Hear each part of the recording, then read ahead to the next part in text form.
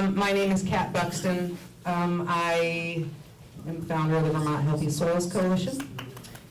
And I wear a few hats, but tonight I'm the facilitator hat with, yes, and this one is Wool, which is also the name of my band. But so tonight, I'm so pleased that you're all here for the soil series, Grassroots for the Climate Emergency. We've been putting a lot of effort into making sure that you know about it, and to putting together some really good programs. So I'm going to let you know about the raffle. I'm assuming everyone heard about it when you came in the door, but just in case you didn't, everyone who is here gets a free raffle ticket if you want one. The prize is 6 books from our 3 featured Vermont women authors who are also speaking at these series. Those books are also for sale, but on April 24th, we're going to do a drawing. One person gets 6 books. You can also buy extra tickets if you want to, and all the money raised is going to help us to pay for this event. And Chris, who runs BALE, Building a Local Economy, and I, for Vermont Healthy Soils Coalition, are going to split any proceeds, should there be any, so that we can continue to do really good work. We think it's good work like this. So I'm going to hand it over to Chris. Okay, and I'll be short. Yeah, I guess first I could just say our general idea for the format is 7 o'clock moments. We start with our 3 presenters. Half of the program is listening to the good information that they're bringing us, and the other half of the program we are going to engage in a community discussion. So we really want to hear from you as well. That's the point of this series designed by Chris, like in general, right? And Kat. So I'm Chris Wood. I'm from BALE, Building a Local Economy. And for those who don't know what BALE is, it's a community resource center for local economy initiatives in the White River Valley. So we are focused on the watershed. We are multi-issue in what we do for topics. And we are multi-disciplinary in the way we do programming. This right here is actually you're the first of the 5th year of what we've called in Randolph. So for year 5, this is called Building Resilient Communities. And so every year we sort of plan, okay, what's the series we're going to do, and we do actually. Back 5 years ago, it was called Why Build a Local Economy series, but anyway, it's still the same thing, and we did a lot more programs back then. But this year, I decided to approach Kat and said, this is the topic. This is what we have to be talking about. And pretty much I didn't have to do anything after that. This is really Kat's thing. Which I like that. So anyway, this is really sort of, in some ways, I think of what BALE does, and how I just start describing it now is, and this 5 years ago, this is what I would have never said this, but here we are 5 years later, climate chaos and disaster coming, closer and closer in our face. So what I say about BALE is it's about consciousness raising, culture shift, and backyard skills building. So the soil series is all of that. So anyway, I'm grateful for that. Now I have to make sure I do my little duties. Surveys, we would love it if at the end we have surveys back there. Just give us feedback. We want feedback. It'll help us for the future programs. Sign-up sheets, of course, for Healthy Soils Coalition and BALE. I just nod to Orca Media, who's here, who's going to be doing the entire series. Big nod, of course, to the invisible people over there, which is the Black Crim Tavern. So that food is from the Black Crim, and that'll be there. Different things will be there every time you come here. Kat already mentioned the raffle, so they cross that one off. And then I want to give a brief moment to Lauren to stand up and give a 15-second pitch. Yes, quick shot in the dark, shameless plug. If anybody in the crowd has started a farm in the past few years or is looking to, my name is Lauren Griswold. I work at Vital Communities, a nonprofit in microproduction, and I'm organizing a short meetup series for new or new-ish farmers in the area. I'll be around after. Come snag me if you're interested. Thanks, Lauren, from Vital Communities. So in case you didn't hear that, check in with Lauren if you are a new farmer. Yes. Good stuff happening with Vital Communities is putting together. So I'd like to introduce our speakers. They're going to help to frame this first discussion, ground to body, soil health, and human health. Our whole series is, of course, about soil, and we're trying to approach this from different areas because soil is literally the foundation that we all stand on. And we're going to get to hear how a lot of our Vermont Healthy Soils Coalition members and community members feel about that. So we have Didi Pershouse, who's going to be our first speaker tonight. We have Grace Gershuny, who is going to go like Looney, and Michael Denmeade. So Grace Gershuny is going to go last, Michael is going to be second, and Didi is first. And I hope you all had a chance to read their bios. These are three really interesting people. And let's get started with Didi.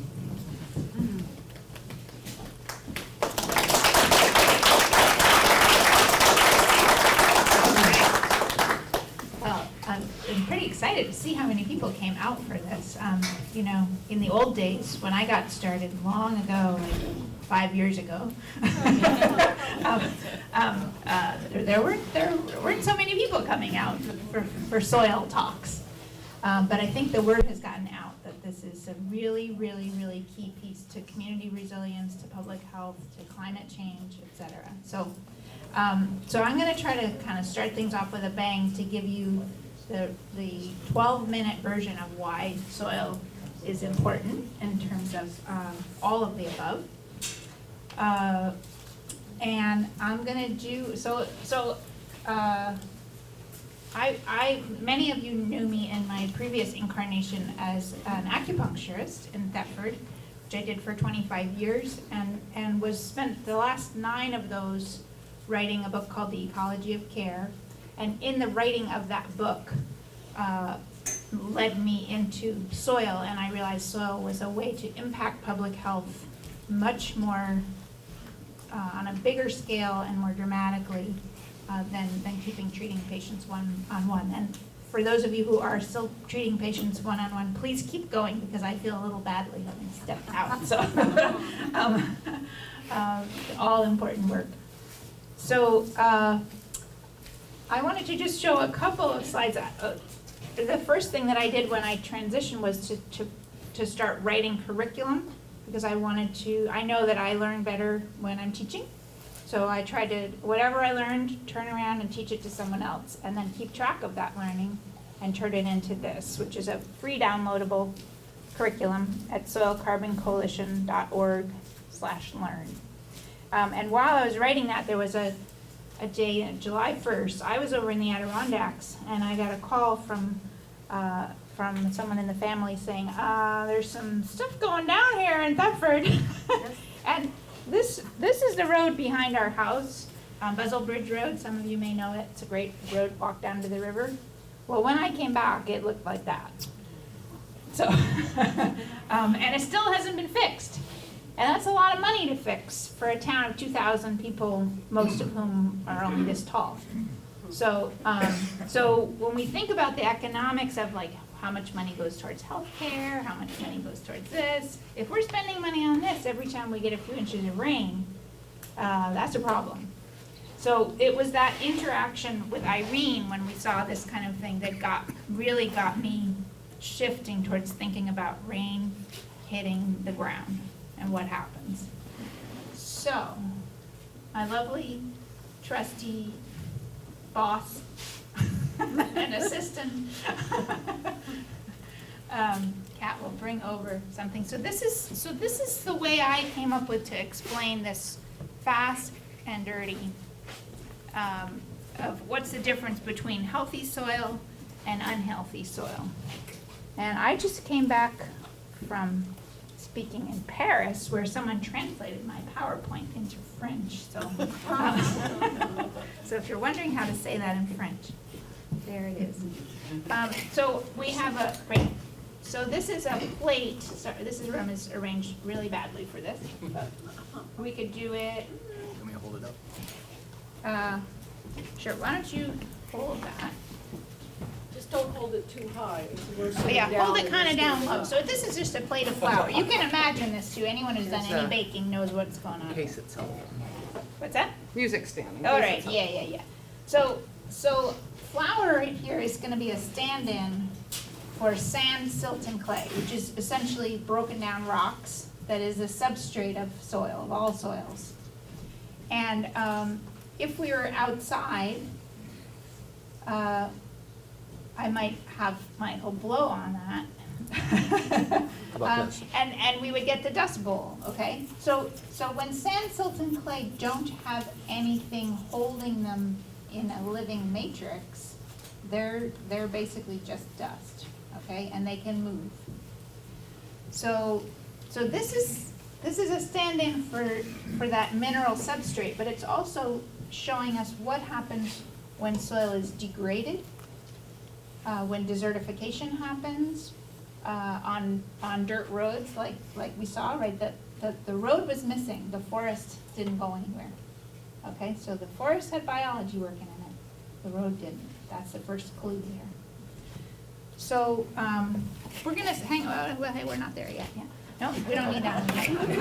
Okay, so I need someone to make a rain cloud.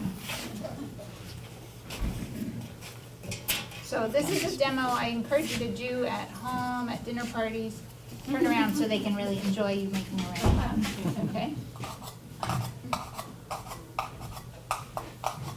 Okay, and then I need somebody to be God, or the goddess, or female god, or they god, or... Of course, I know, yes, who could be better? So what do All I right, do? so we need to open this up. Here, the rain cloud can open that up, or yeah. God's gonna open up the flow of water in the universe. Okay, and then stand that way so everybody can see. So God is gonna pour some water into the rain cloud, and we're gonna see what happens to the soil. And don't go too much, because what's happening? So anyone who's made bread, you know, when you pour the liquid on the flour, what happens? Yeah, Yep. How about you can, gonna overflow. you don't need to keep pouring. that's good. Okay. All right, good, cool, yeah. So why don't you just walk down there, Michael, and let people see what's happening. If this was a landscape, what has happened? Runoff. Runoff, yep, because the water's moving sideways over the top, it's not going in. What else? Erosion, yeah. Mudslides, maybe, if it's big erosion. Kind of flood on the And there's a flood, right? So that water has to go somewhere, so suddenly you have a flood. And It's is dry that, underneath. yeah, the water's not clean, so it's taken the soil with it, it's taken any chemicals that were in there, it's taken manure, if it's that kind of farm. So, if there's antibiotic resistant bacteria and it's a feedlot, it's taken that and it's washed it all around. And that's also getting blown into the air when the wind comes along.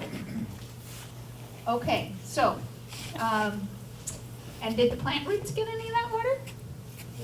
No, because if you dig down under there, it's completely dry. So what do you have to add to flour? The one thing besides liquid to turn it into bread? Yeast, which is biology, a microorganism, right?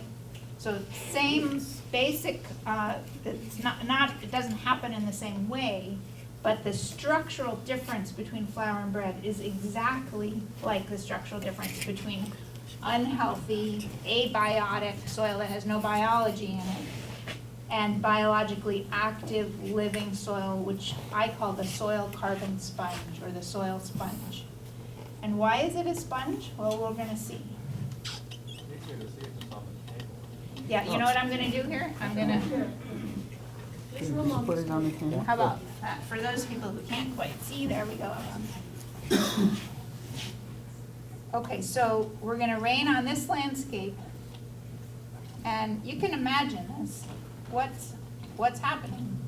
Also, feel free to get up and come right up front. There's plenty of room all the way around. What's different? It's absorbing the water. It's absorbing the water, yeah. What else is it doing? Or what is it not doing? It's not running off. It's not running off, it's going in. It's filtering it. Yeah, it's filtering it physically and it's filtering it biologically. So it's capturing it in those pore spaces, but it's also filtering it because the biology is gonna break down those chemicals into their original parts, okay? Now, if you keep pouring, we can usually pour about 10 times as much water on this landscape as this one. And eventually what's gonna happen is it's gonna start coming out the bottom. So in a landscape, what is happening there? It's, the roots are down there, right. What else? The aquifer, yep, the water table. So we're refilling the water table with clean, clear water. And if you put these two plates out into the sun, what's gonna happen to each one of them? Let's say we're in, Africa or something. The water in the flower one is gonna evaporate really It's fast. gonna evaporate super fast, yep, absolutely. And it's also gonna make a crust and kind of seal off, so then the next time it rains, even less rain can get in.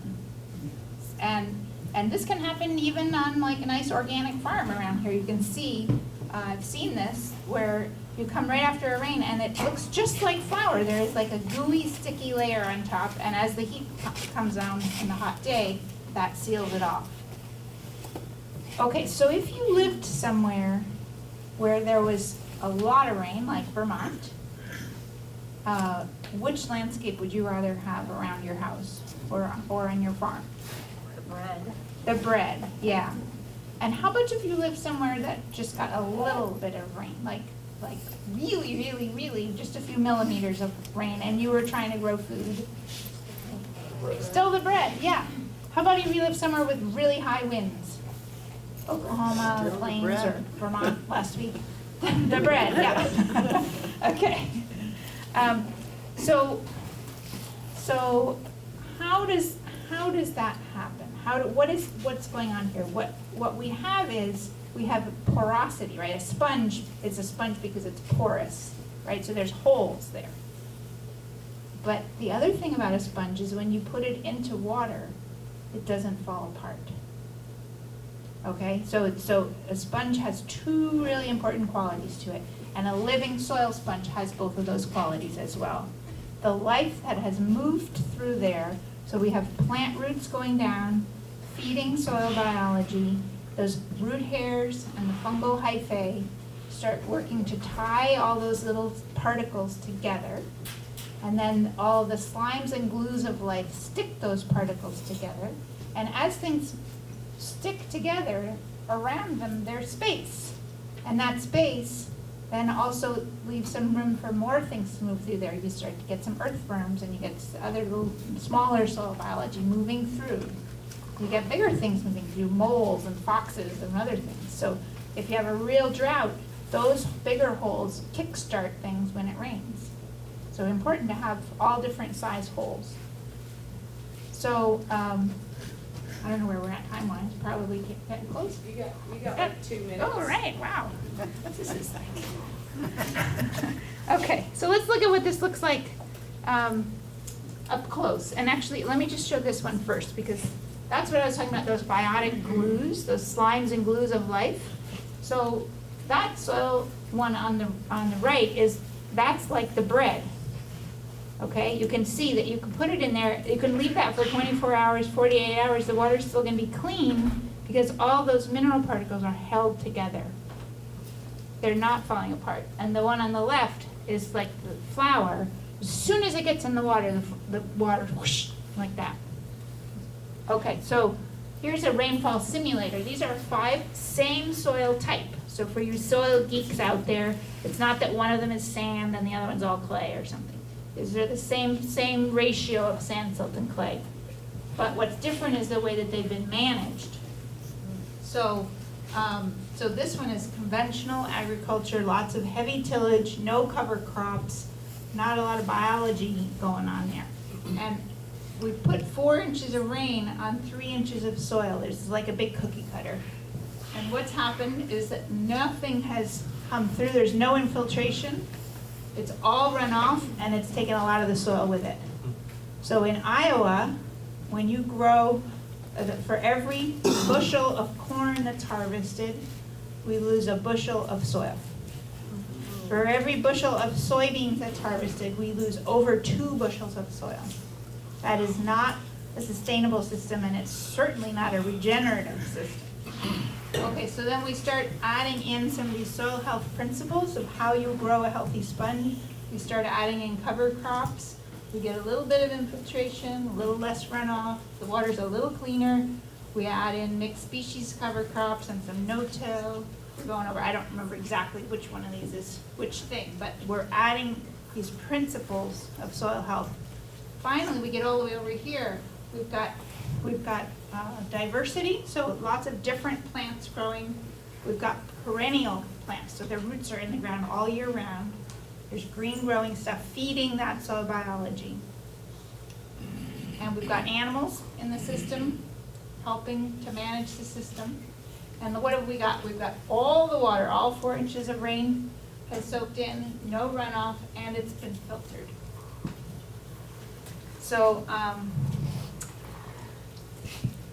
So this is pretty exciting because what are we worried about? First of all, in order for us to even survive, we need clean water, right? And we need oxygen. So plants in that system are providing us with both of those. But what do we need to thrive? We need nutrient-dense food. We also need safety from, this is kind of survival and thriving, safety from extreme weather events, right? We need a livable climate. So we've got clean water, we've got clean air, because that soil isn't blowing in the air, right? We've got this whole filtration system. We also have protection from flooding. We have protection from drought. We have refilled the water table so the soils aren't collapsing like in California and Florida. Anyone heard of subsidence? Where the land just collapses, a whole house will fall down 30 feet into the ground because there's no water table holding things up anymore. No, the aquifers are empty. We also have, which we'll be talking about more in a later one, that the plants are transpiring, and that is taking heat away from the surface, and it's cooling the area. And a colleague of mine, Walter Yena, says that if we increased the amount of green growth on land by 5%, just the transpiration alone would reverse global warming. Like as soon as we had that, like we don't have to wait down the road. Okay, but we're also putting carbon into the soil. All of that life is the living, the dead, the very dead. 50% of the dry weight of all of that stuff is carbon. So we're also addressing the atmospheric CO2. So there's a French initiative, 4 per thousand. If we can increase 4 parts per thousand soil carbon, we can also address climate change in a longer sense. But we've addressed the resilience right away, right? So we've addressed the flooding, the drought. What else are we worried about? Ocean rise. Michael Kravchuk from Slovakia says that a lot of what we're seeing of ocean rise already is because the plate is full, right? That all that water is leaving and going right into the river that empties into the ocean. So we're missing that soil sponge, but we can totally rebuild it. Anything else we're worried about? Fix it now. Toxic biocides. Huh? Biocides. Toxic biocides, yeah. So when we grow food in this system, there's a ton more nutrients because all of the because all of that increased surface area that's in the bread, then and there's so much more biology to go get nutrients for the plants and in the right ratios. And the soil is filtering the water, right? The soil is filtering the water, right? So we got more water and we've got more clean water, and to do it optimally, we're using way less or no additional chemicals. Like Mother Nature knows how to do this. That's why that picture, a few slides back, right? That's why the road washed away, but the forest didn't wash away. Even where there were just ferns on the side, the soil stayed in place. So Mother Nature knows how to build a sponge, and we just have to follow her lead. Okay. Thanks very much. Thanks a lot, Didi. I wonder, can we just have a quick show of hands of people in this room that have taken Didi's soil health course? Woo-hoo! So I teach an online live course called what do we call it? Growing Growing the soil sponge. for flood drought and wildfire resilience. Just so you all know, I want to encourage you to take notes too about things you're interested in, but I am taking notes and I have folks in the audience helping. If you give me your email address, I will send you all of our notes and resources, including things like links to Didi's class and a lot of the things the other speakers are going to provide for us as well. Michael. I think we need to. Are you using a PowerPoint? I am. Okay. I think it's downloaded right. Okay. Yeah, I can check. Escape.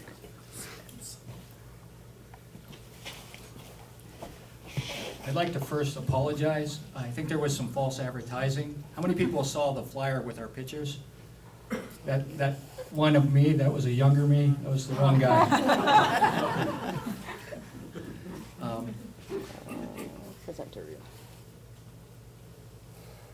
All right. Okay, and then you'll switch it with the little arrow. Thank you, thank you. Just to let you know a little bit about my approach to soil, I take it from not only an environmental stance, but also from a social activism stance and a peace approach, because I think they're all explicitly linked.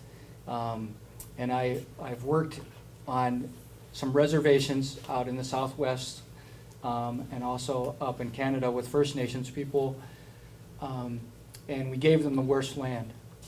We gave them the most depleted land, and then we only wanted to take it back when we found there was some minerals and oil and gas on those lands.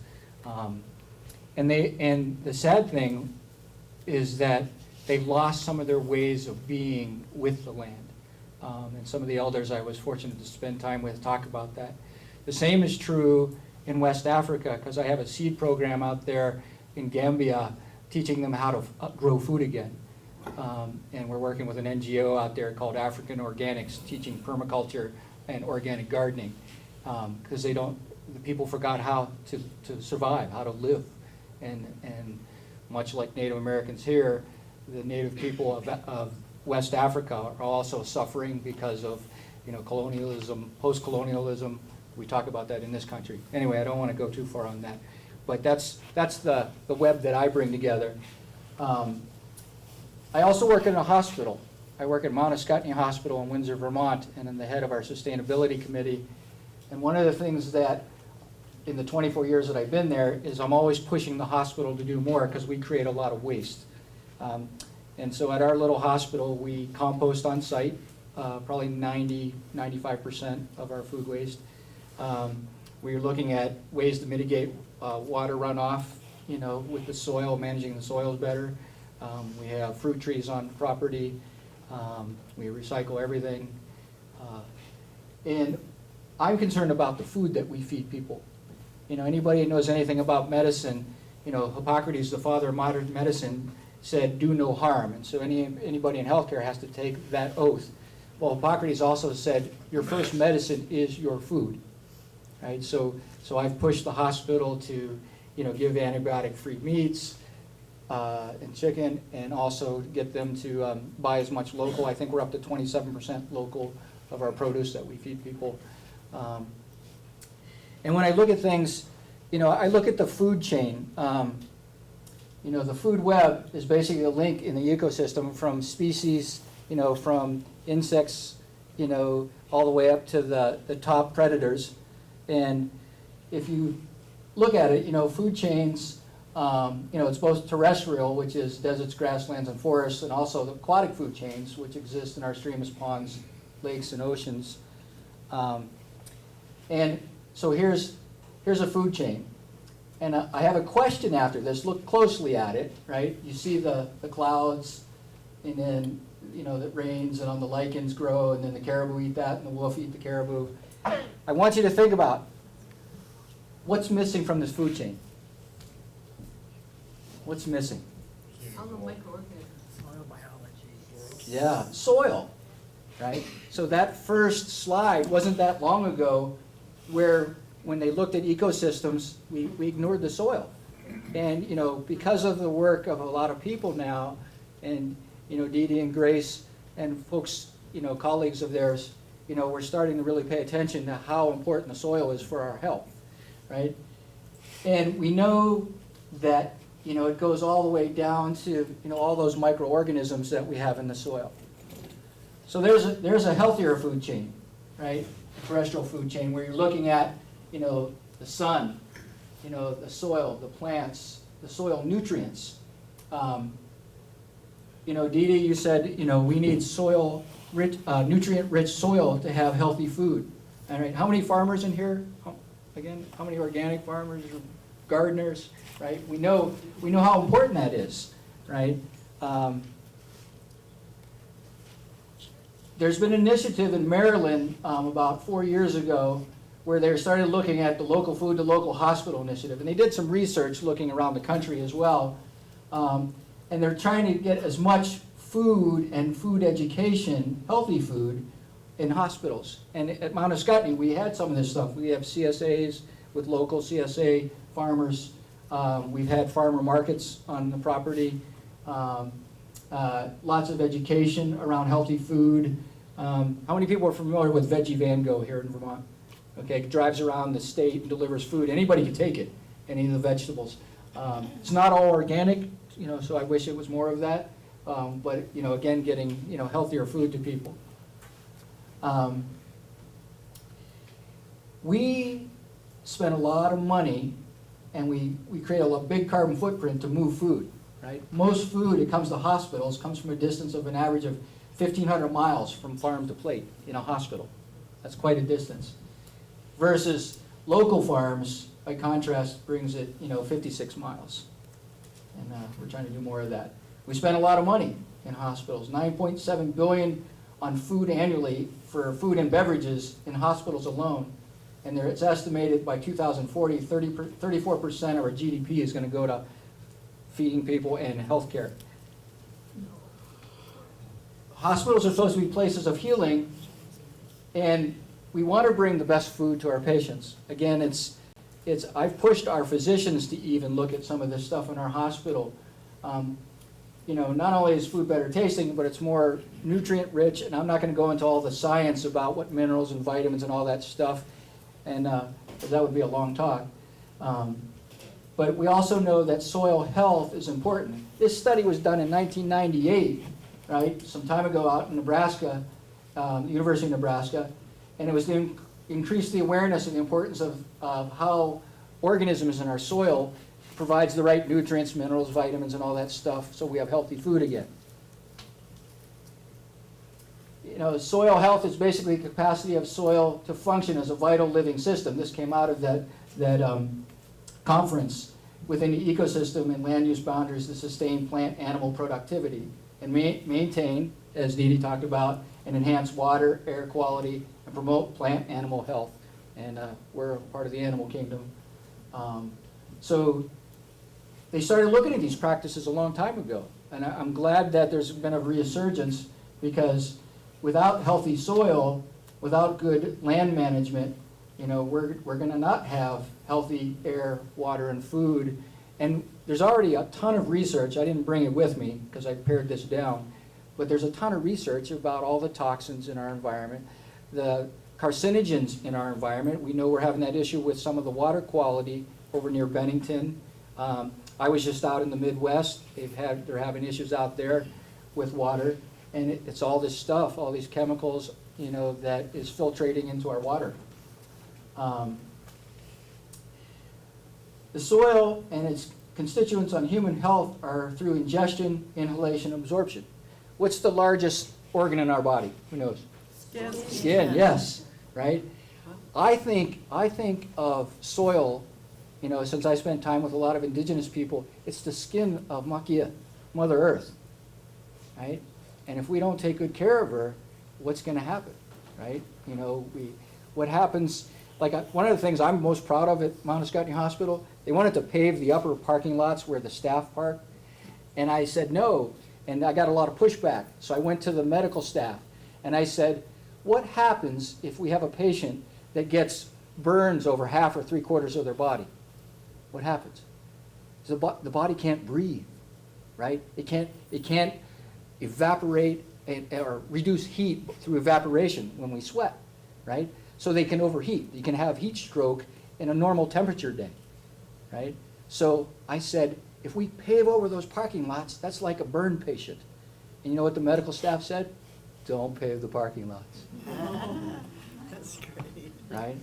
So, you know, I think about, again, soil that way. You know, we need it. We need it for the trace elements, you know, so we can have both the beneficial and the toxic effects on our health. You know, it takes out the toxic effects if we have good, healthy soil. And it also gives us the trace elements and nutrients that we need for healthy food to build bone and to build cells and to build nerve cells, right? There's all this research now about neuroreceptors. How many people take vitamins? You know, all kinds of stuff. Why? Because you're trying to keep those nerve cells healthy, those cells in our body for whatever organs that they're producing, right? So, you know, I talk to our medical staff about this all the time, you know, because sometimes we'll see, you know, cancer patients, and I'll see the doc say, you know, you're losing weight, eat whatever you want. And then I'll say, so I'll go later, I won't say it in front of the patient out of respect, but I'll go to the doctor and I'll show the research behind it, because we're supposed to do evidence-based medicine, right? This is evidence-based, you know, how to take care of the soil, how to take care of the planet, you know. And so that's my big bend on this. And again, you know, the soil is the skin of the earth, you know, and we need it to breathe. We need it to provide the right nutrients for, you know, our body, you know, for our health. And that's essential, especially, you know, as we're developing. You know, think about some of the developmental issues that we're having these days with young people. You know, I mean, autism is through the roof. Developmental disorders are through the roof, right? They're so susceptible to these environmental hazards, you know, and, you know, we're right. It's this, we got to take care of the soil for our health and our well-being, and not only the other things that, you know, Didi was talking about the environment, you know, reducing floods and all those other things and getting carbon out of the air. We know what to do. The science is pretty clear. So I want to leave you with one last thing. One of the elders I spent time with, he was a Lakota elder. His name was Grandfather Wallace Black Elk. And grandfather, in Lakota language, they have this phrase, Aho metakue oyasin. Aho metakue oyasin means all my relations, because they believe we're related to everything, right? All the beings, two-leggeds, four-leggeds, mammals, creeper crawlers, stone people, plant people, winged ones, and swimmers. And the mother, right? And we got to take good care of her. Grandfather passed in March 2004, but one of the things that he talked about in their tradition that they talked about for over 5,000 years is they tell these stories. And one of the stories that they talk about is hearing these bells, and these bells get louder. And when they feel, there's 6 bells, and when you hear the 6th bell, that's when things are going to be really tough. And he would say, he liked this word, he said, we live in an auspicious time. And he said, that's a good word for me, you know. And before he died in March 2004, Grandfather reported hearing the 5th bell from his people. So we are in that auspicious time. So, all right. Thank you.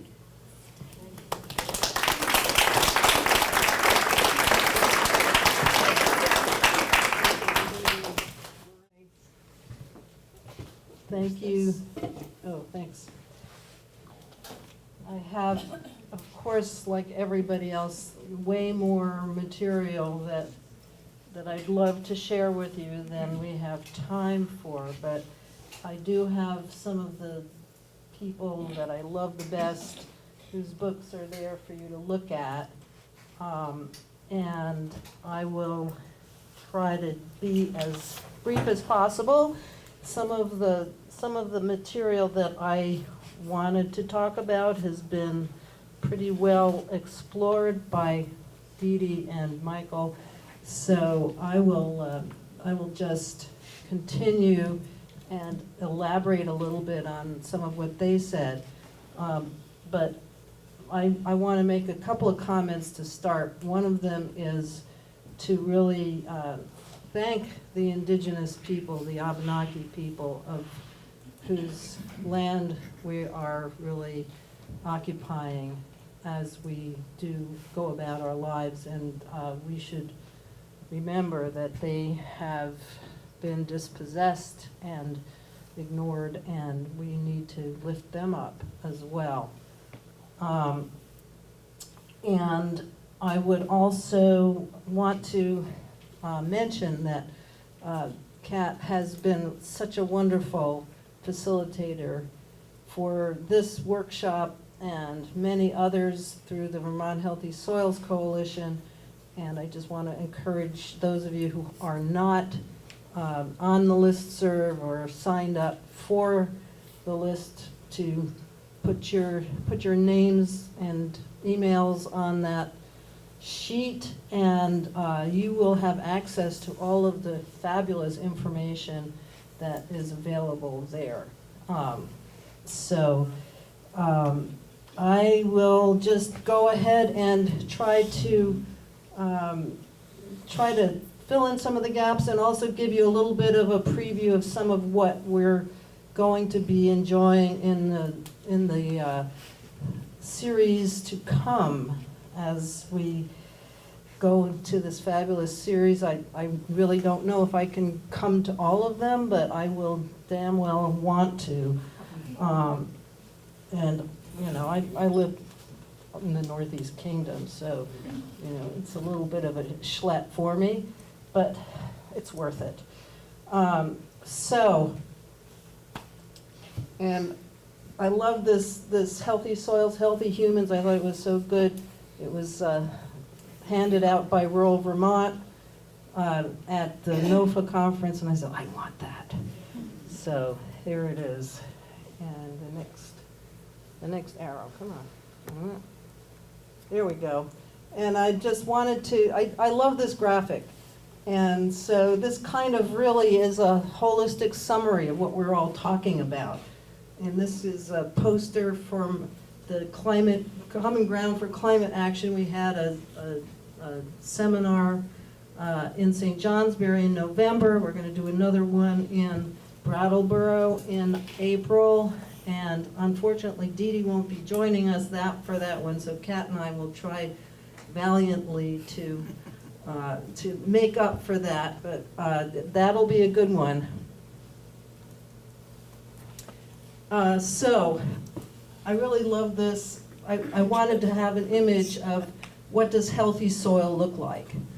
And this comes from a guy named Steve Diver, who's a long-time soil professional consultant, former NRCS, former extension agent, brilliant character, and he's been very generous about sharing his slides with folks. So I want to give a shout out to him and the dreadlocks image. And the other image of what healthy soil looks like, you've heard about the importance of the root system and the rhizosphere. All of the good stuff that's happening in the soil is really concentrated in the small area right around the roots, and the roots are extensive in healthy soil, and so it's all like a virtuous cycle where the roots create more habitat for soil life, and when they die, they become the organic matter and the microbes, etc. And we saw from Didi's presentation that when soil is in poor condition, then the roots don't grow. And this is just another really nice graphic. I think I got this one from Kat, about the rhizosphere, showing how all of this works.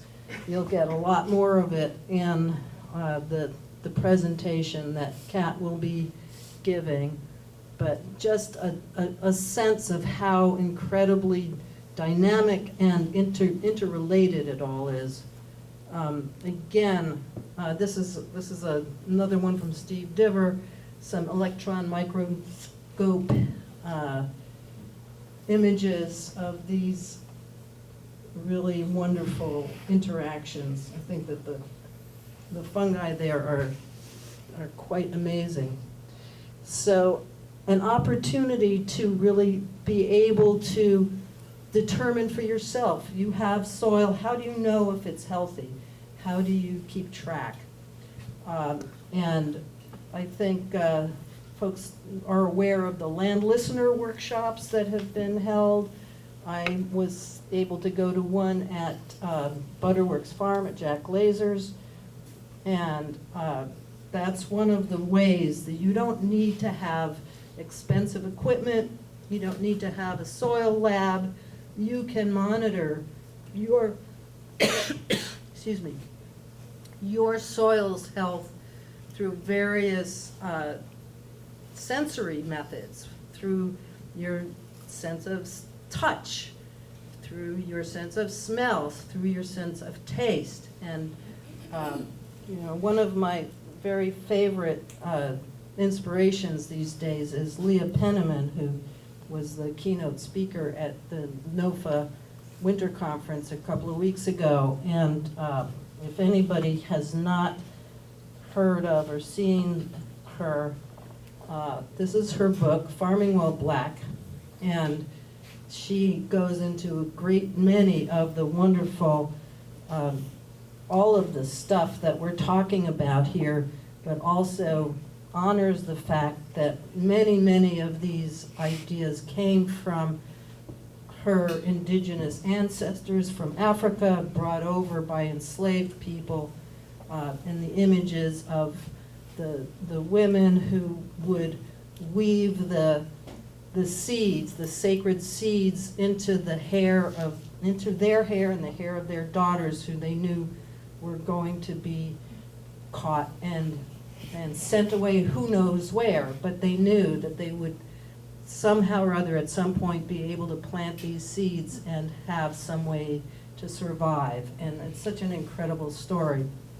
And I wanted to actually start with that quote. There's several quotes that she always uses from Malcolm X, which is that land is the basis of freedom. And to free ourselves, we must feed ourselves, right? So this is an important understanding. This is just another one of those images that shows you the difference between healthy soil and not so healthy soil. The flour on the left and the bread on the right. You can see what the difference is. You don't need to have a soil test to tell you. And this is a picture of healthy soil. This is, again, at Jack Lazer's, and this is how we begin to repair the soil. Livestock, appropriate tools, and he doesn't use so much tillage equipment anymore. You know, Jack wrote the book on grain growing, and has begun to realize that it isn't such a good idea to grow all this grain in, you know, until the soil, and have to create disturbances to the soil ecosystem. That's one of the key things. And that is, that's one of the things that we're all learning more about, to build the soil carbon sponge. You avoid disturbing the soil as much as possible. You bring in livestock. You do it in a way that is going to encourage the water cycles, encourage the growth of the grass and the other diverse kinds of pasture species that are needed. And the question of diversity is incredibly important in the soil, above the soil, in the community. It is all about diversity, biodiversity, cultural diversity, you name it. Let's see here. There were some quotes that I wanted to use. The question of the microbes, and I could probably talk endlessly just about that, but recently we had an opportunity to listen to David Montgomery. Can you pass me that water bottle there? Thank you. Thanks so much.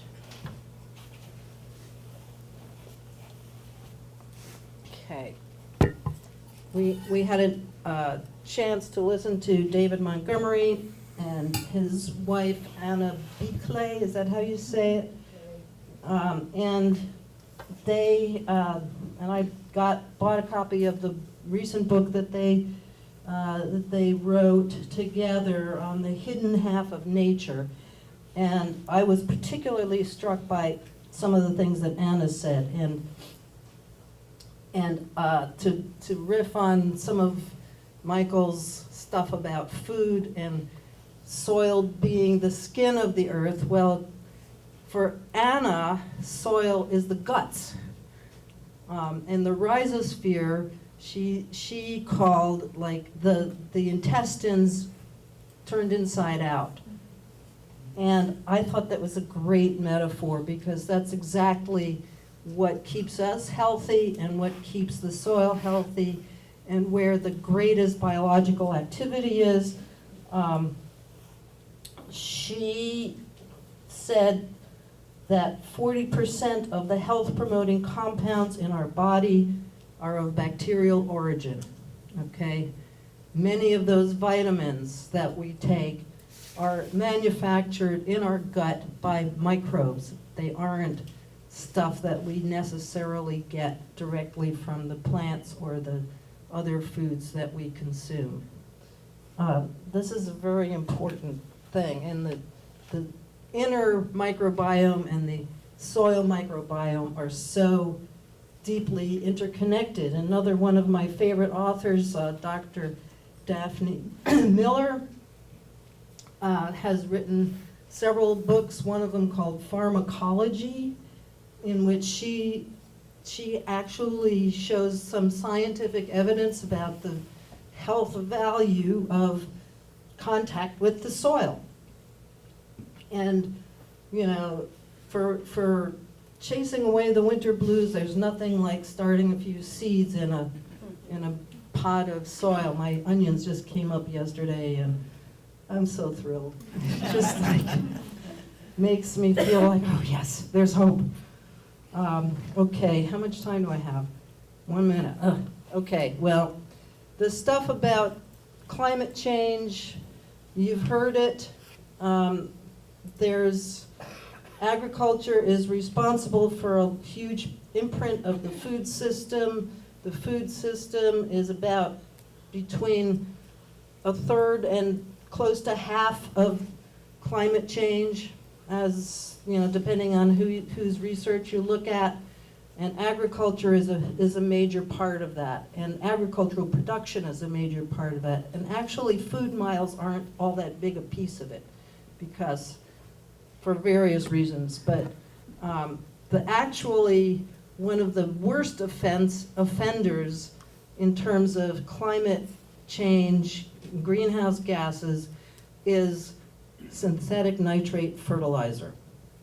It's one of the worst offenders in terms of water pollution, and it's one of the worst offenders also in terms of poor nutritional quality. So the sooner we get rid of it, the better. I can talk at length about the horrible things wrought by synthetic nitrate, which was originally, of course, the process for manufacturing it is incredibly energy intensive, and it was originally created for the purpose of making dynamite in World War I. That's really what it was for. They didn't do it because they thought that they could make fertilizer. Anyway. And another important piece of that, of course, is the water cycle. There will be some great stuff on water coming up later on, but the 24th, thank you. And the 24th is April 24th. April 24th, okay. Yeah, that's the last one. I really encourage you to listen to that. I've been learning more about water lately, and I have there this amazing book called The Fourth Phase of Water. I encourage all of you to look into that, because it's really about how water is life, literally, okay? I will kind of skip over all of this stuff about why organic farming needs to proliferate. We have about 5% of the food system by retail sales is organically grown produce or products, manufactured products, probably primarily a lot, that's organically produced. That's not much after 40 years of beating our heads against that wall, but it needs to grow. But what even more needs to grow is that we only have about 1% of U.S. farmland is organic.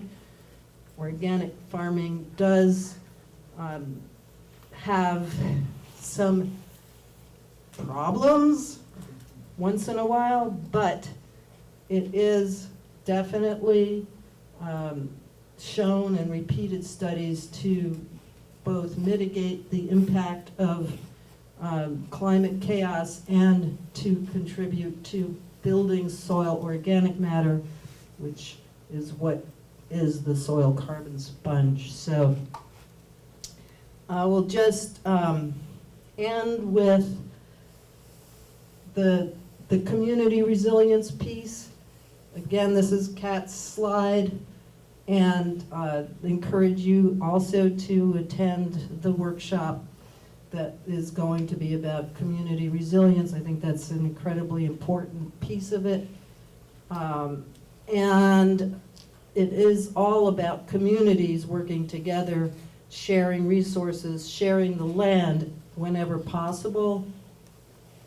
This is my favorite quote from Leah Penniman, and this is a photograph that her sister, I believe, took this photograph at Soulfire Farm of some youth putting their feet in the soil and experiencing that direct contact with the earth that is so important for our health.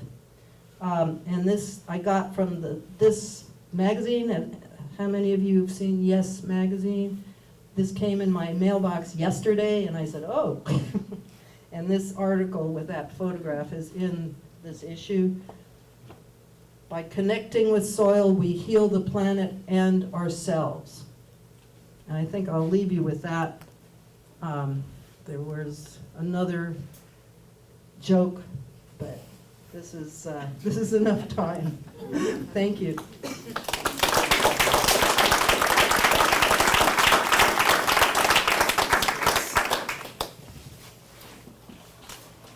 So, yes, thank you, Chris. We're gonna turn on the light. What's that? Can we put our chairs in? How do you guys feel about shuffling into a circle? I think that would be good. I know that we have some folks in the room that are hard of hearing, even when I talk.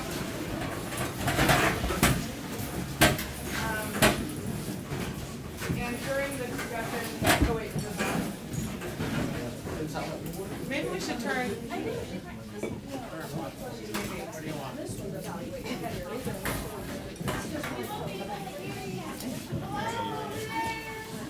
I think we want the mic on. This, I'm going to ask quiet people to come up here. Wait. Yes, it is. So, can you hear me without the mic? But I'll bet not everybody in this room is as loud as I am. So if you're quiet, we know you have a lot of important things to say, and we want to hear every word. So please, please, please don't be shy and use this mic. In the future, I'll get a traveling one, but right now you're latched to the wall. So this is here for quiet people. Come on, join us.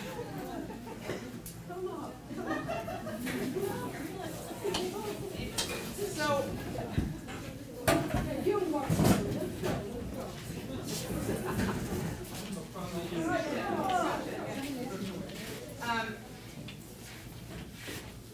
in this portion, it's going to be interesting to see how it goes. And everyone will be a little different because our group will be a little different. What we want to do now is engage. What can we do? How are you feeling? What are you inspired to do? Given the information that you were given tonight, we could very easily, in a 40-minute time period, get stuck on some of these really important wedge issues, which I would like to advise that we don't do. It would be more important to me that everyone in this room has a chance to speak who wants to. If you don't want to speak, we won't make you.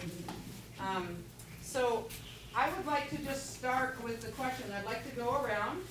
We can do it popcorn style if you'd like. What do you think, popcorn or around in a circle? All right, we're going to do popcorn, or circle. We're going to go this way. And you can pass if you have nothing to say.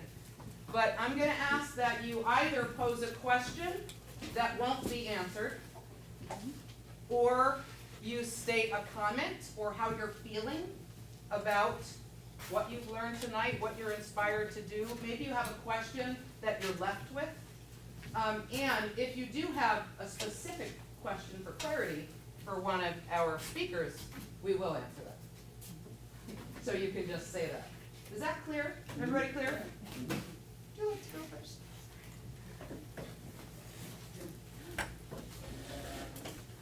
I actually was wondering if Didi could talk more about the Center for Sustainable something or other that I know that you have started, and if you could talk more about that and if there are ways to get involved with that. So how do you want me to deal with that? No, let's go over. I'm going to write it down. No.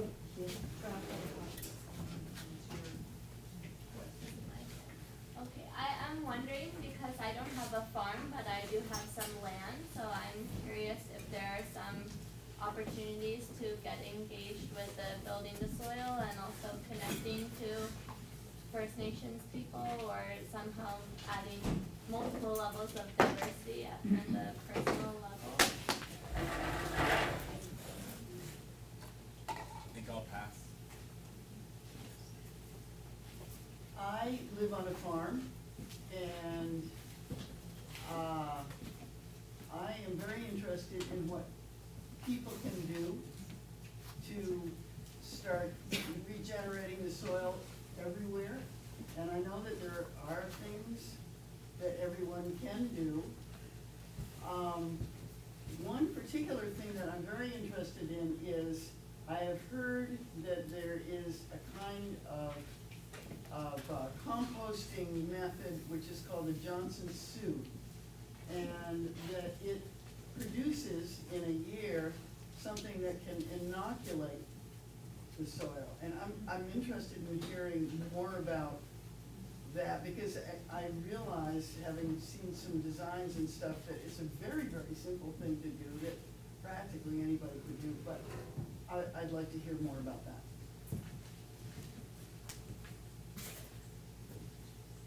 I volunteer as manager of a community garden in Lebanon. And it's an organic gardening, but one thing we have stopped doing is composting. Because communal composting is sort of like communal living that tends to,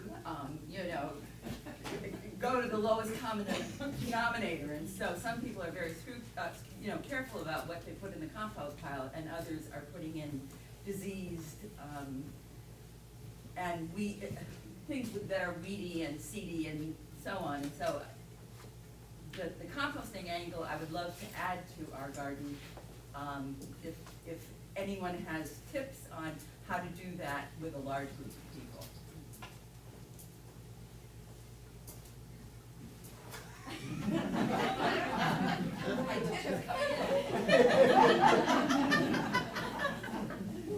Compost hotline.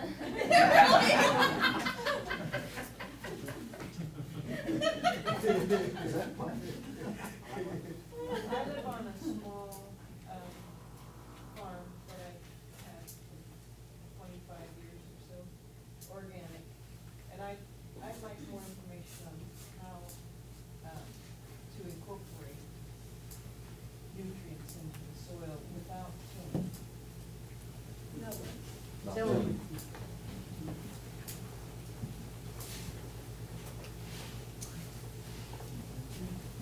David, Thanks would be great, yeah. Oh, yes, I didn't say that, but thank you for just knowing.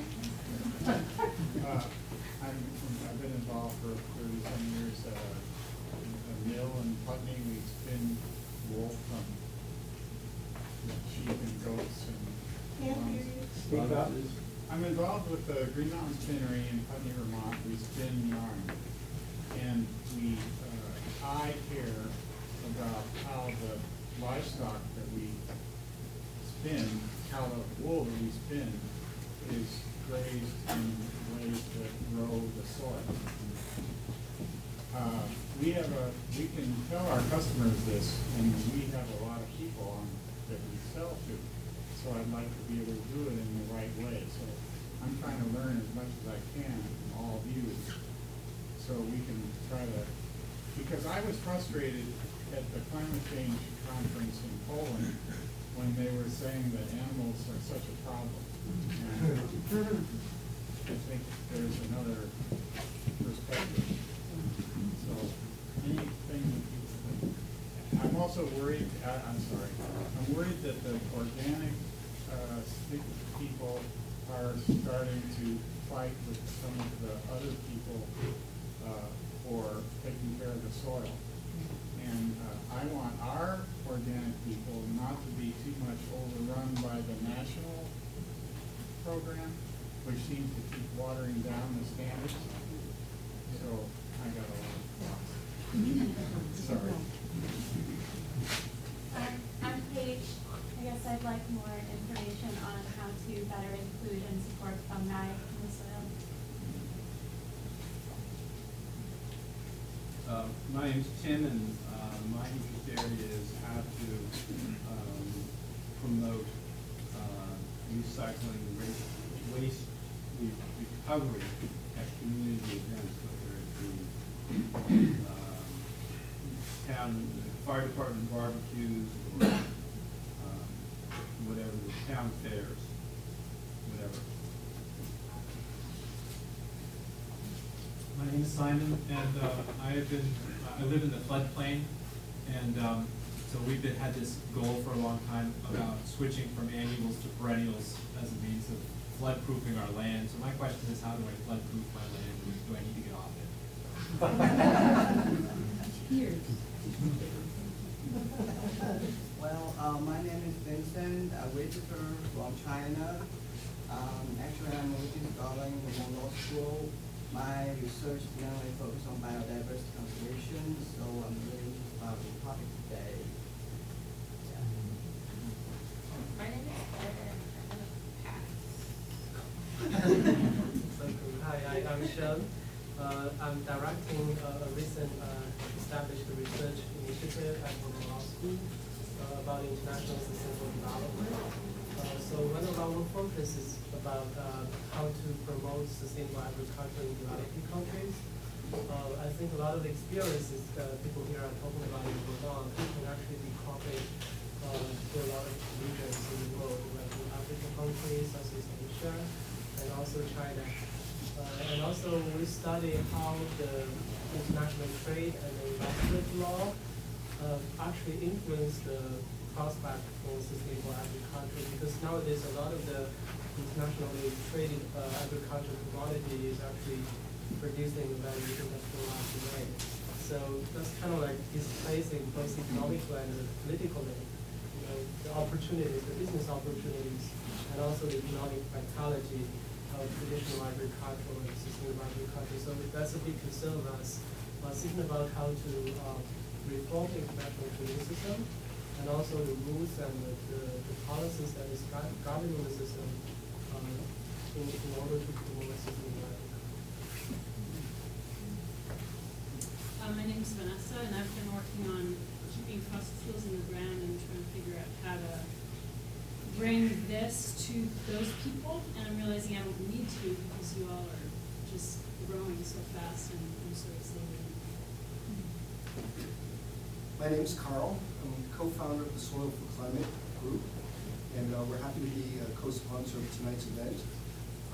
For those of you who have questions about this topic and wish to follow it, and join communities full of people who know more about this than I do, I would recommend the Vermont Healthy Soil email list, which many of you perhaps are on, and also joining the Soil for Climate Facebook community. We now have over 10,000 members from more than 100 countries around the world. So it's a great resource to put questions out there and crowdsource answers. I'm Sophie, and I'm interested in starting an herb garden at my house this summer. So I'm just wondering how to learn what to add to my soil. I'm Mark, and we have about 10 acres that we farm, and I've been using, a 5-foot tiller pretty liberally for a number of years. And now we're realizing the role of mycorrhizae in the soil, and recognizing that we really need to change the way that we deal with the soil. We're left with the problem that we need a couple of pieces of equipment which are huge and expensive. Seed drill and printer roller. Both of those are expensive pieces of equipment which are a real hurdle to getting into doing the right thing with the soil. So one idea would be to try and have a local loaner, but we have to get enough people that are interested in sharing it.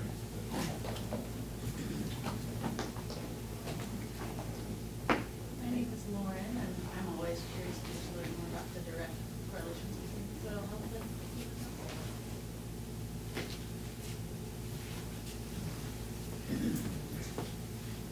I'm Charles. I've worked on small different animal farms around the country. I'm very interested in different management decisions, also the decisions you have to make with buying equipment and how you employ your resources to build soil health. Very interested in finding that out, but I'm also very inspired in realizing that there are other people who look at farm animals as part of the problem and therefore the solution. And soil on working.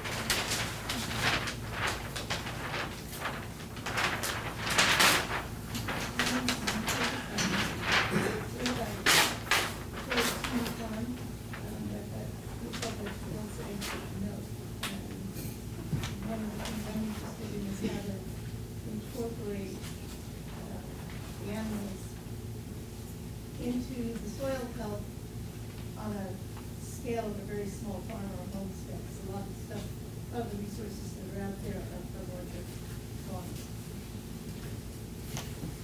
I'm Cheryl,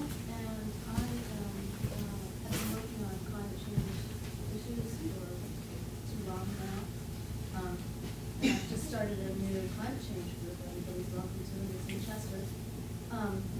But I specifically am also interested in trying to figure out ways to bring information like this to places like Planning Commission, which I'm on, to try to reduce soil compaction and not specifically last Monday, I guess we were talking about,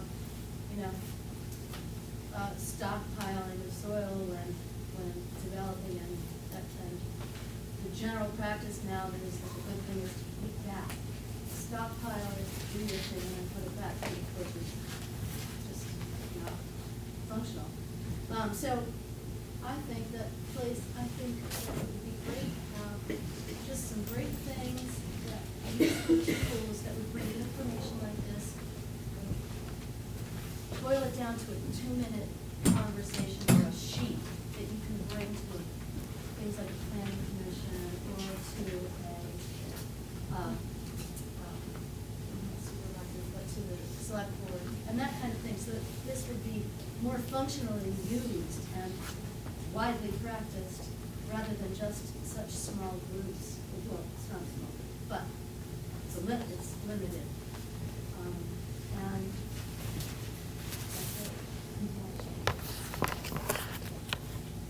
I'm Zoe. I'm here in a couple of different capacities tonight. I'm here with the Herald to cover this event in the newspaper, but I'm also here as someone who's done a lot of work, especially in the Mojave Desert to rebuild soil. And so I'm just super excited that this is happening here.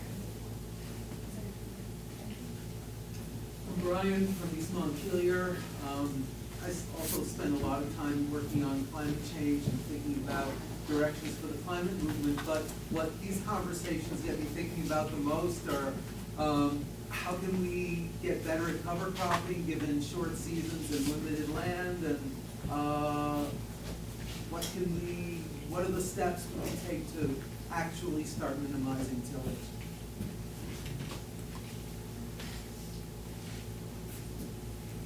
I'm Martha, and I work at middle school, and I'm looking for ways to get kids excited about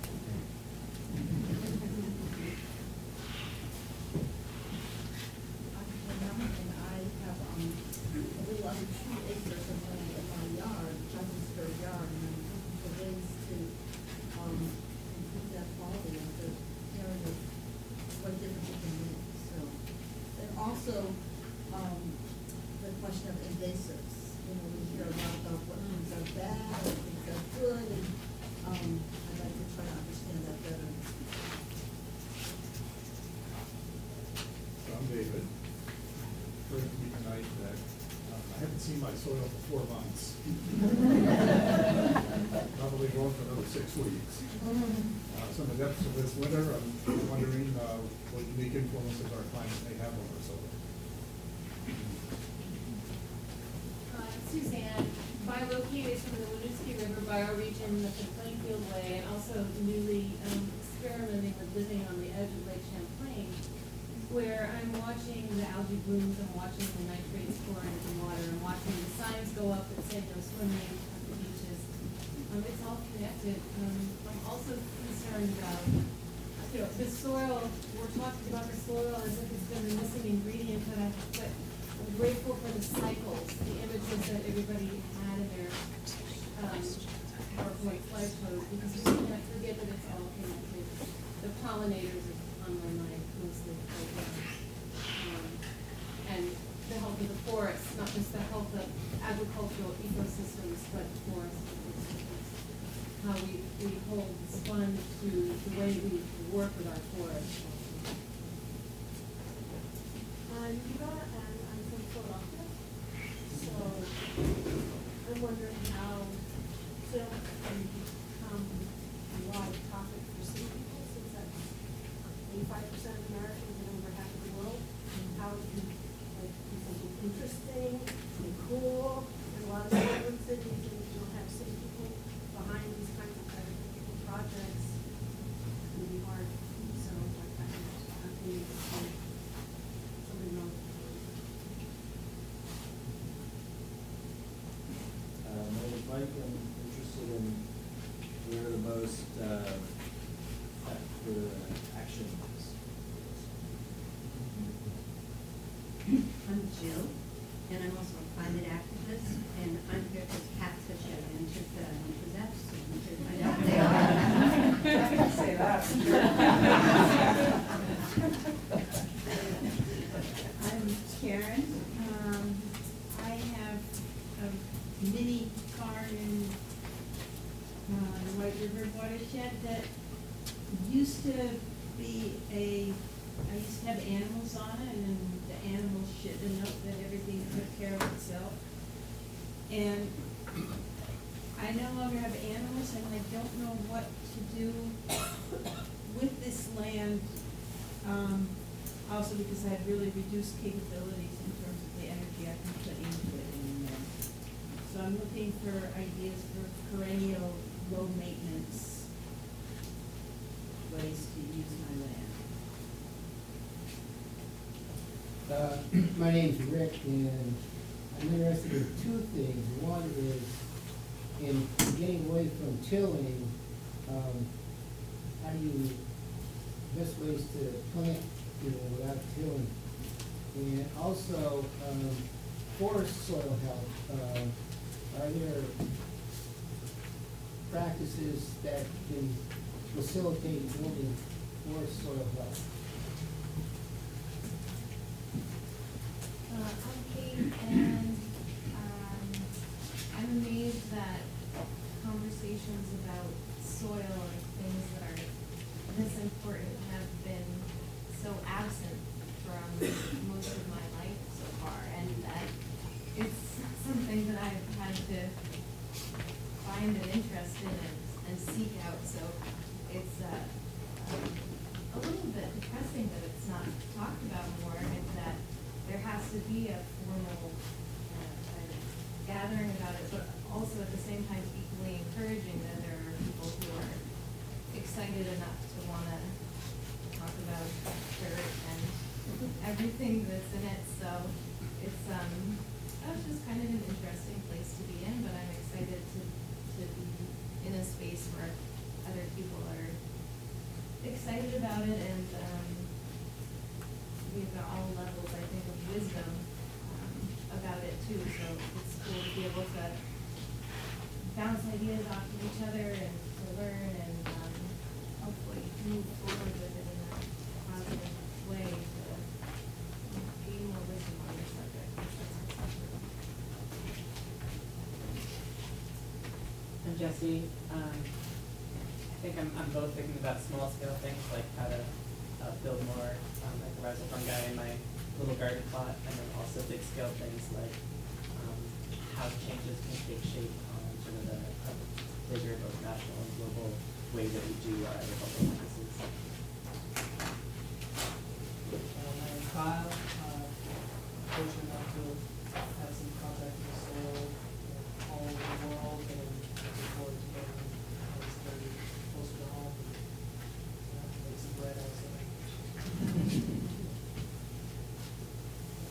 I'm Sylvie. I live locally in Tunbridge, and one of the questions that I have from the standpoint of climate change is, so Vermont has a lot of farmland that is no longer being farmed, and I think we need to grow a lot more food here on that open farmland. But from the standpoint of climate change, what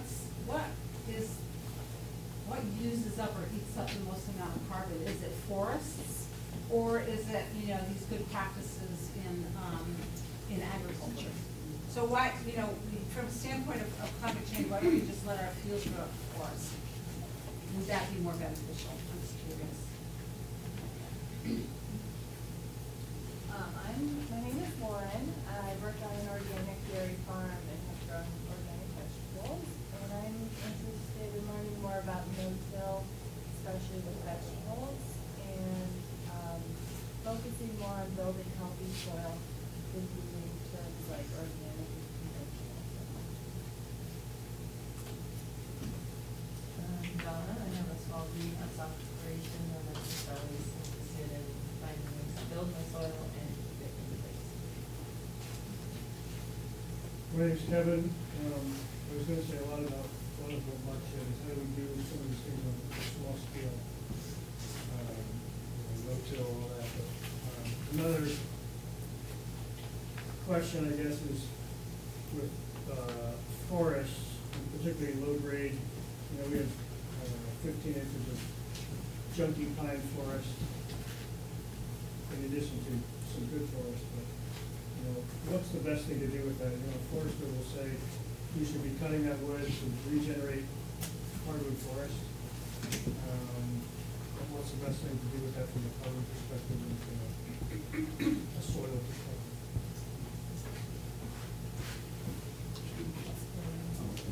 My name is Rick. I live right here in Bethel, in a tiny house I built for myself, and I'm currently renting a spot on 40 acres of field and forest. And the landowners have recently, we discussed it, we decided we want to try to create a small affordable house community there, which is based upon anti-capitalist, mutual aid kind of principles. So we're inviting people, and there will be a farming component there, and we're not sure how that's going to work, but we intend to have plants and animals eventually, but we're just getting started now, and we're actually looking for people, so, who want to experiment. Where did you say it from? In Bethel, right? I'm Sandy, and I live in Heartland. I'm in a community on 270-acre dairy vegetable farm, land that was heavily raised by sheep 100 years ago. So we've recently been discussing building up the health of our soils in our sugar bush area of the farm, and also rain gardens and permaculture things we can do. I mean, the community is very sustainably oriented, but there's a lot that we still can do, and so I'm interested in more on all of that. My name's Cynthia. I live here in Randolph, but purchased some property in Bethel that we are trying to build a house on, and it's got some soil that's probably pretty poor and sandy, and we haven't really gone into all the soil analysis, but I know it's not going to need organic matter, it's going to need work, and it's going to need animals. So I'm glad to get connected with the resources that you guys are going to have. The question I have is, coming to some of these things, you kind of get a sort of preaching to the converted sort of vibe, and I was wondering if any of the presenters could talk about connections that they've made, maybe in the more conventional growers, even if they're just organic, or, you know, because again, you know, Vermont is sort of a quote-unquote agricultural state, and there are a lot of people doing conventional and maybe, you know, not really industrial, but small scale. I'm not sure like what level of awareness they have, and I would be interested in hearing, you know, how that's going on that front, because it's wonderful that all the little individual patches, but it needs to take place on a larger scale, it seems to me. So, if you could find out about that, would be great. I'm Yusko. I live in East Orlando, and we just have a small backyard garden, and earlier this year I was excited to learn about having healthy soil could reverse global warming. And I do have a question. We just started gardening recently, and we have very poor soil, and we don't have any livestock animals, so how can we improve the soil? Just not just with the compost and maybe adding manure and without My name's Josie, and I live in East Randolph, and I've been growing food organically for 45 years, a long time, and we had our farm for this particular farm for 10 years with good soil. But it's just dawning on me now, you know, in this past year or so, wait a minute, the soil, like it's the soil, stupid, you know. And I'm very thrilled that we have a number of fields and a very large vegetable garden, and we're not going to till that garden anymore. And we fixed up about halfway last year, and we're poised to really get out there this year. And at the NOVA conference, I found, for example, you know, instead of having like the principle of no bare ground, no bare ground, ever, anytime, is a big, big one. And I found out that you can, in between your rows, if you're field cropping, you can put annual red clover. And I haven't bought the seed, I don't know how much it costs and so on, but you know, it's promising. Like, because the farming question is how do you do no bare soil? You got to be growing a lot of mulch, getting your hands on a lot of mulch, and so on. So I'm excited. Looks like we might make it. My name is Kep, and I'm a home gardener, and in the past couple of years, maybe like you, I've realized that the soil is a pretty incredible resource, and I'm just fascinated with the whole ecosystem that's under our feet, you know, from fungal and floral and the little predators that are in there, and they're all eating each other, and there's just a team of life, and I'm fascinated with learning more about that. I'm Lauren. I'm taking notes today, and I'm interested in how everything connects. So soil, like the environment, cultural issues, economic issues, political issues, they're all intertwined. I'm interested in kind of diving into all of them and seeing what the answer is to save the world. Great. Yes. Hi, my name is Nando Jaramillo. I just moved here from Florida. I run a nonprofit, and I'm interested in growing corn. I'm from Colombia, and that's our staple food, and I want to connect with communities to the whole making process, and just connect with the people here and build the soil up.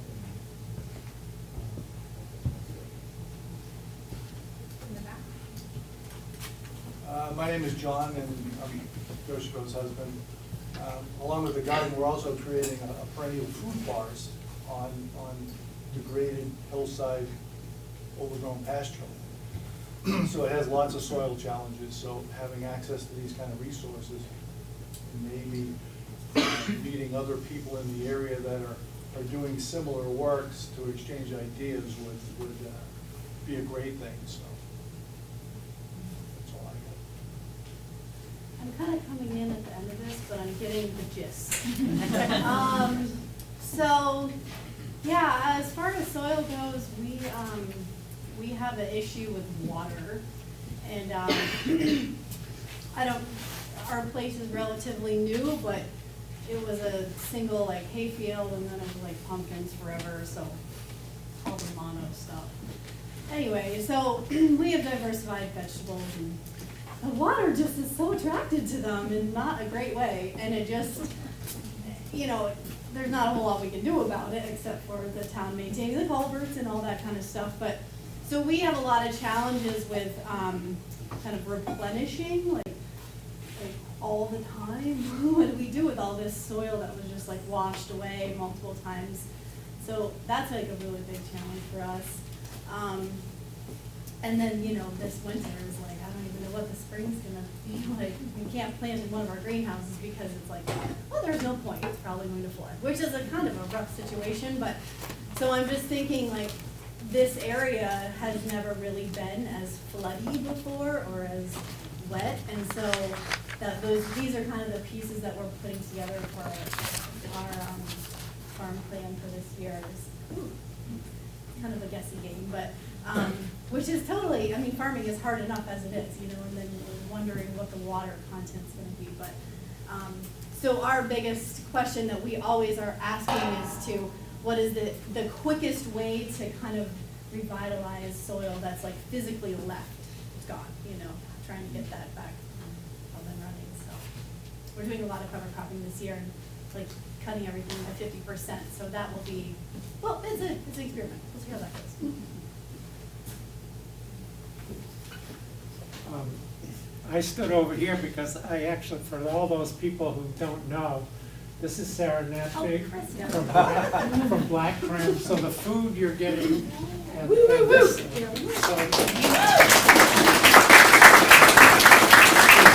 come to pick up the food, but you know, it's it's a wonderful example, you know, where they farm and they bring their food right to Black Crim, and Sarah is so dedicated on getting local food into everything that they do.